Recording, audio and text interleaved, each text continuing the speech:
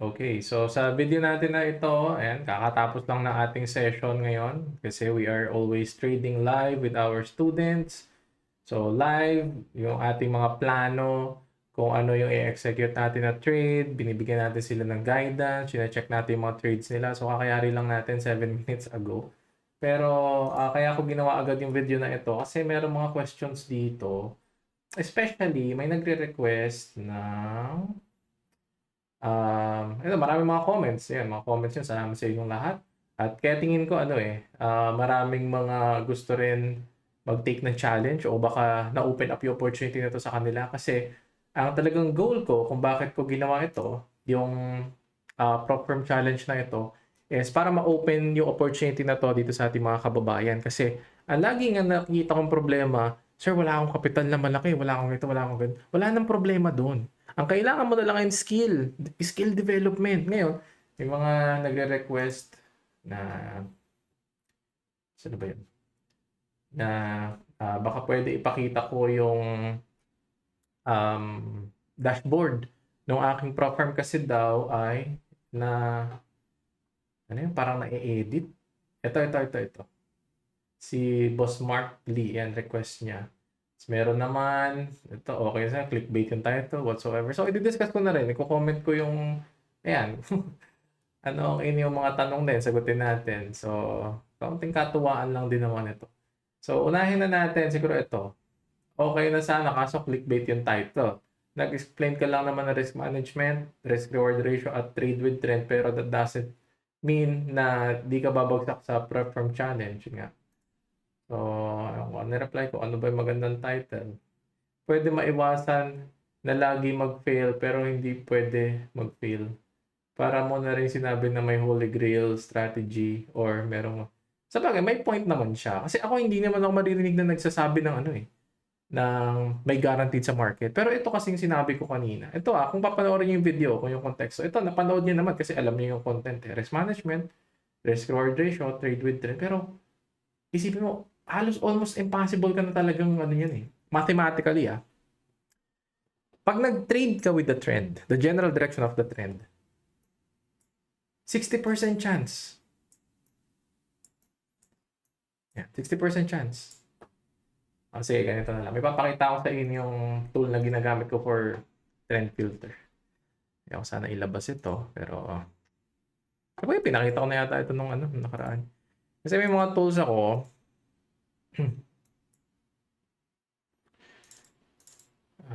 Wait lang. Ito, on any asset. On any asset, this filter provides, this is Dow Jones. 89% profitability. So, kung susundan ko lang itong trend filter ko na to, this one, 91%. This one, 90%. On oil, 86%. On gold, 84%. On silver, 86%. But of course, ito, backtest na to, historical to. So, pwedeng hindi ito talaga accurate. No? Kasi possible, nagre-repaint yung signal whatsoever. Pero, still, no? Kahit sabihin natin nagre-repaint, babaan na natin kung ma-achieve niya man yung 60%. Kung makakapag-trade ka according dun sa trend, sa general direction ng trend. Diba? Mathematically, isipin niyo yun. Mathematically, 60% chance, bigyan na lang ng 60% chance. Meron kang tamang direksyon ng trend at gumagamit ng proper risk management, almost impossible kang patalo. Almost impossible, Brad. Yan sinasabi ko, ginagarantiyahan ko. Almost impossible kasi imagine 0.5% ka yung risk na ilalagay mo lang So kung 0.5%, nangangailangan ka lang ng, or kahit umabot ka ng 19 consecutive loss, no? 19, imagine 19, 60% nga yung chance mo kung magra-ride ka lang sa trend according sa trend na manalo. So mathematically, mataas yung chance mo. Ayun lang yung pinapoint natin. Pero okay naman yan. Maganda input. So ito, risk management and psychology, hirap i-apply. So ako, yan, ang comment ko dito is mechanical system. Mechanical system kasi, ibig sabihin, let's say, you're just going to use MACD. Pag gumamit ka ng MACD, pag nag-crossover yun, bili ka. Pag nag-crossover ulit, pabaliktad inversely, benta mo. Ganun lang, walang emosyon. Susundin mo lang yung signal. No, kung ito yung problema mo, risk management psychology. No, kasi ito, part na to, disiplina to eh.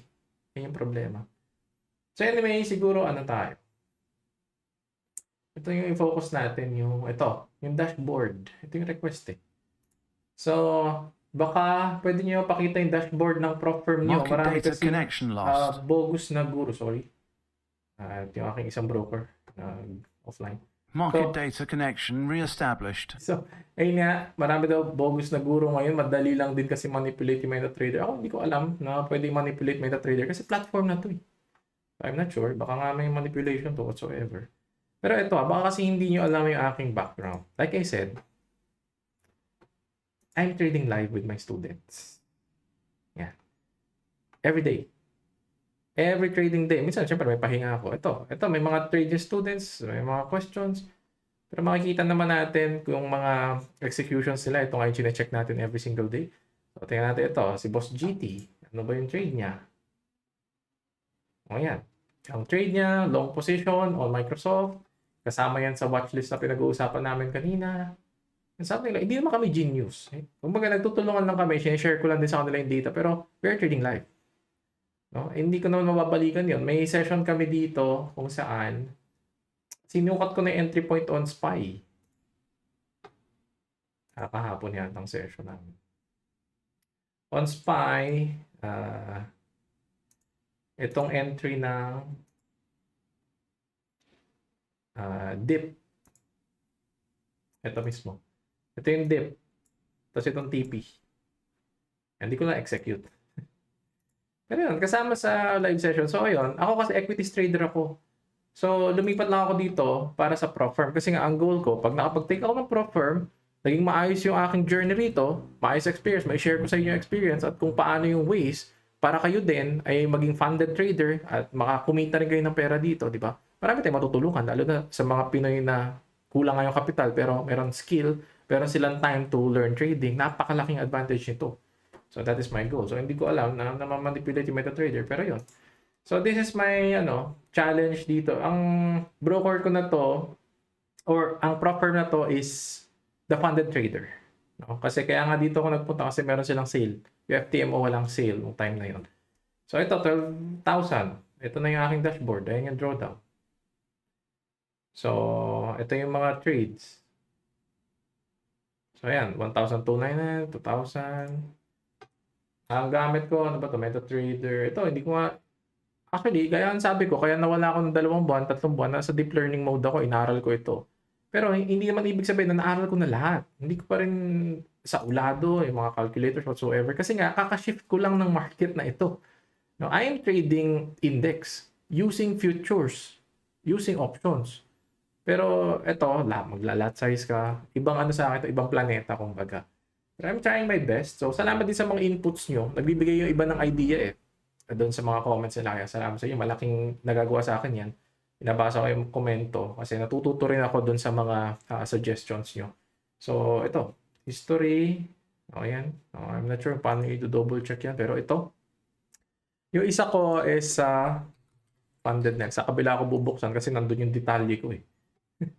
Nandun yung mga personal details. Yeah, teka lang.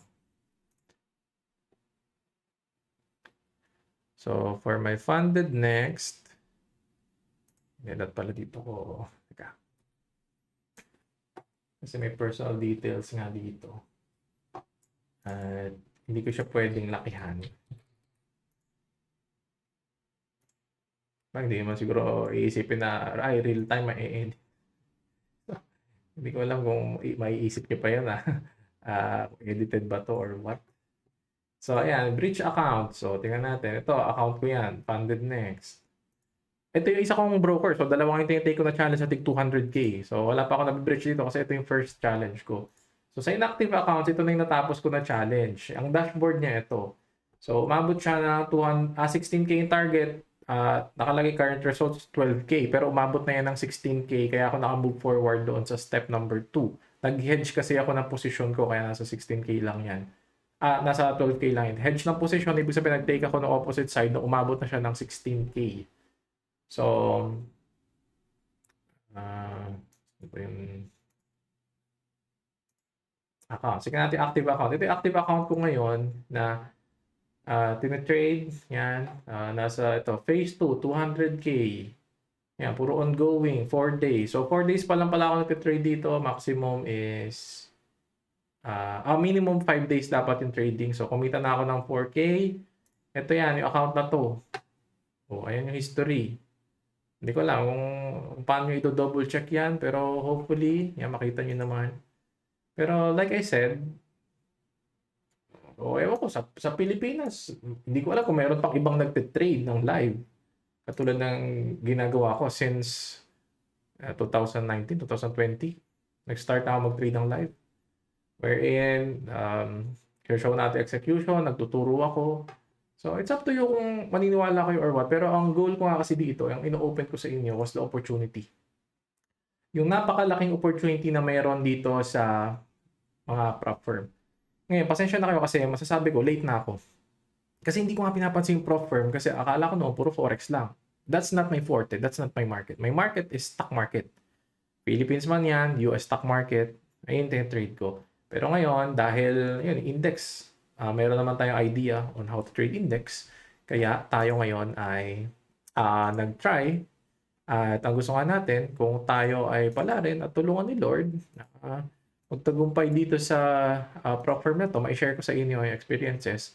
Para ganun din, magkaroon kayo ng pagkakataon na ma-take yung challenge lang hindi naman kayo bulag. So actually, marami naman gumagawa rin ng ng content, especially mga foreign. Pero yun, siguro, para ma-extend natin tong video, para may value rin naman sa inyo, ay bigyan ko kayo ng idea kung ano yung tinitingnan kong asset class ngayon. So ito, hindi ko naman ma-edit to kung ano yung sasabihin ko sa inyo kasi kung yan man or hindi, ay naka-record na to at i-upload ko. So, tomorrow, we're going to have a big news. Ano yung news natin bukas? CPI. CPI is the inflation ni US. Ano yung mga gumagalaw kapag inflation? Ang gumagalaw niyan is the equities market. So, itong index natin, US 30, Dow Jones, Nasdaq, SPY, and also gold. Bakit? Kasi magre-rely dyan, possible, yung interest rate or yung move ni Fed kung siya ay magre-raise na magka-cut ng interest rate. So far, yung Fed ay hindi na siya nagre-raise ng interest rate in the past months. Nagkaroon tayo ng rally, it's because si Fed ay nasa defense mode na. Stop na siya ng pag-raise ng interest rate at possible ang next move niya after ng mga pause na yon is mag-cut na. So the market is nag-react sila at pre-niced in nila na yung Fed is magka-cut first quarter of this year, 2024. They're expecting na magka-cut ng March. So magka-cut ng March, lumipad na price in. Okay? But, ang pinakakalaban ng Fed ngayon was the inflation. So, ang target nila was 2%. Core inflation 2%. Our core inflation is, saan ba yung core inflation natin ngayon? It's at, yung mga tabs natin dito sa,